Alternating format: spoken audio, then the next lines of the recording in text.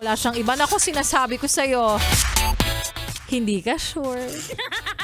Ang tao ay pwedeng magbago sa oras na gustuhin niya. At ang tao ay natutukso sa oras na hindi niya inaasahan. Kontrabida yan. Ay nako, huwag na natin paabutin dun sa puntong magugulat na lang tayo isang araw na haharap ka sa hukuman at a-attend ka na lang at sasabihin, Your Honor, I have screenshots. Ganun. Uso pa naman yung mga pa-screenshots ngayon. But anyways, maayong hapong muli sa mga maot at guwapa na yes friend natin. Siyempre kasama mo na kapiling, kakwentuhan, kachismisan at kaututang dila rin na nagbabalik ang boses. Palakpakan niyo naman ako! Isang linggo kong inabangan yung totoo kong boses and it feels like ang saya. Siyempre. Ngayon pong araw ng Lunes, dito pa rin sa iyong paboritong istasyon, nakabonding ang 101.1 Yes FM. So 3 to 6 p.m. tayo magsasama-sama yes friend para sa iyo na walang pasok ngayon. Ayan. Para sa iyo na nasa bahay lang ngayon at para sa iyo na nagbubunyi kasi nagkaroon ulit ng pagkakataon para ikaw ay makapaglaba. At syempre para sa mga kapatid natin sa iglesia na ngayon ay nagdadaos ng kanilang National Rally for Peace. Tama ba ako? Minsan kasi na-jumble ko talaga. In fairness, ang payapa talaga. Oo.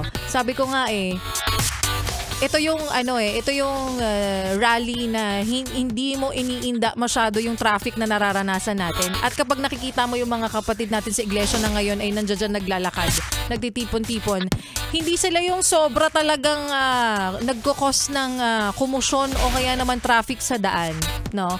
So, wala lang, nakakatuwa lang. Kaya palakpakan po natin sila. Kasi karamihan sa kanila nandito nagpa-park ngayon sa labas po namin ng aming opisina pero napakapayapa ng kanilang dinadaos po na rally. But anyways, para sa iyo yes friend, nasa mga oras na ito ay nagbubunyi din kasi wala kang pasok, no? Di ka na. Actually, umaasa rin kami but you know, nakakalimutan ko kasi minsan nasa media pala kami. Charot lang. At para sa nanalo kanina, syempre, congratulate lang natin ang nanalo para po sa ating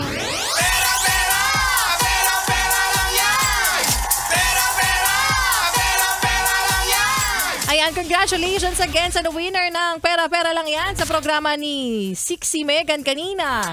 Walang iba kundi si Tom Abesin. Tom Abesin, congratulations to you.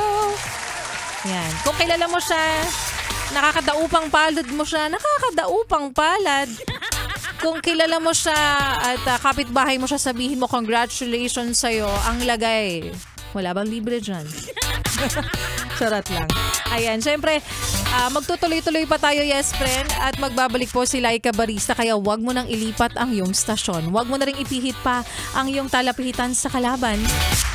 Kahit nasa sister station pa natin yan. Charot lang. Dahil magbabalik po ako at sa aking pagbabalik.